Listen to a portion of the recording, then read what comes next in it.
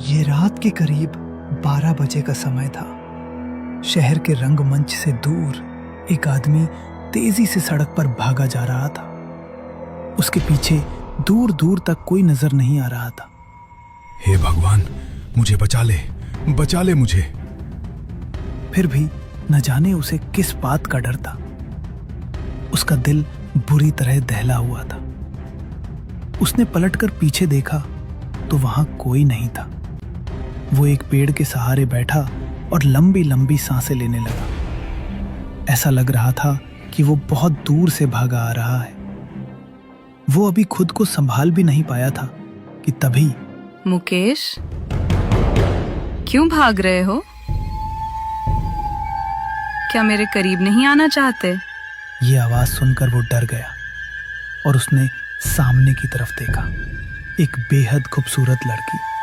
उसने अपने मखमली गोरे बदन पर लाल साड़ी पहनी हुई थी। बालों में गजरा लगा हुआ था, कानों में झुमके, आंखों में काजल और हाथों में चूड़ियां। उसके गले में हीरे का हार था। नहीं, मुझे छोड़ दो, मुझे तुम्हारे करीब नहीं आना। वो लड़की मुकेश के करीब आई और उसने कसकर उसको गले लगा लिया।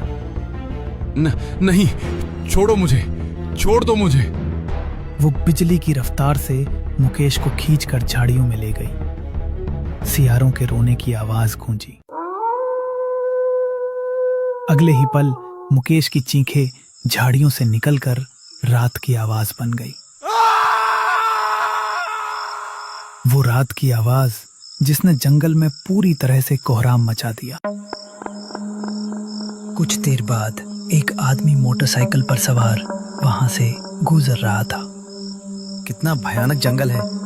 ऐसा लगता है कि डर के मारे जान निकल जाएगी। तभी झाड़ियों से एक चीज उड़ती हुई आई और उसकी मोटरसाइकिल के आगे आकर गिरी। उसने उसे देखा तो उसकी आंखें फट पड़ी। वो चीज कुछ और नहीं बल्कि मुकेश की कटी गर्दन थी।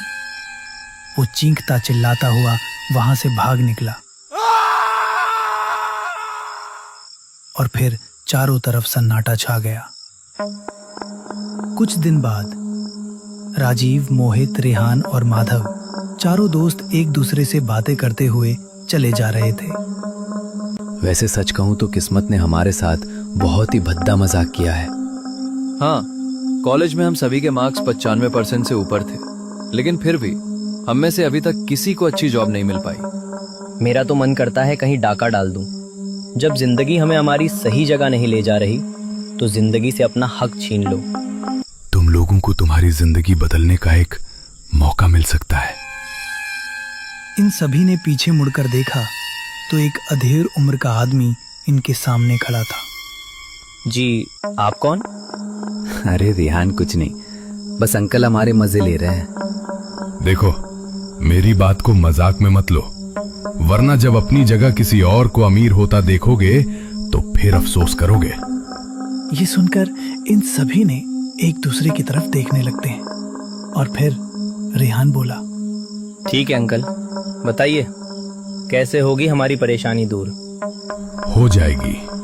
कुछ पाने के लिए मेहनत तो करनी ही पड़ती है। अगर हिम्मत है तो ही मेरे पीछे आना, वरना अपने रास्ते जा सकते हो। ये कहकर वो आदमी आगे बढ़ गया। इन सभी ने एक दूसरे की तरफ देखा और फिर वो लोग भी उसके पीछे चल दिए।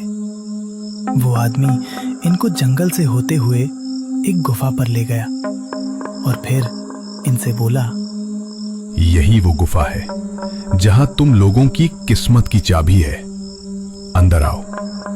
गुफा में रात के समय भी काफी रोशनी थी। ये चारों उसके साथ एक जगह जाकर रुके। ये एक बड़ी सी दीवार थी जिस पर मंत्र लिखा था और एक छोटी सी खिड़की बनी थी। उसके पास ही एक टीला था जिस पर कुछ कोरे कागज और कलम रखी थी। तुम्हें इस मंत्र को बस 12 बार पढ़ना है और फिर जो भी इच्छा हो उसे एक कागज पर लिखकर उस खिड़की में डाल देना। इन चारों को अब बहुत ज्यादा एक्साइटमेंट हो रही थी। इन्होंने उस मंत्र को 12 बार पढ़ा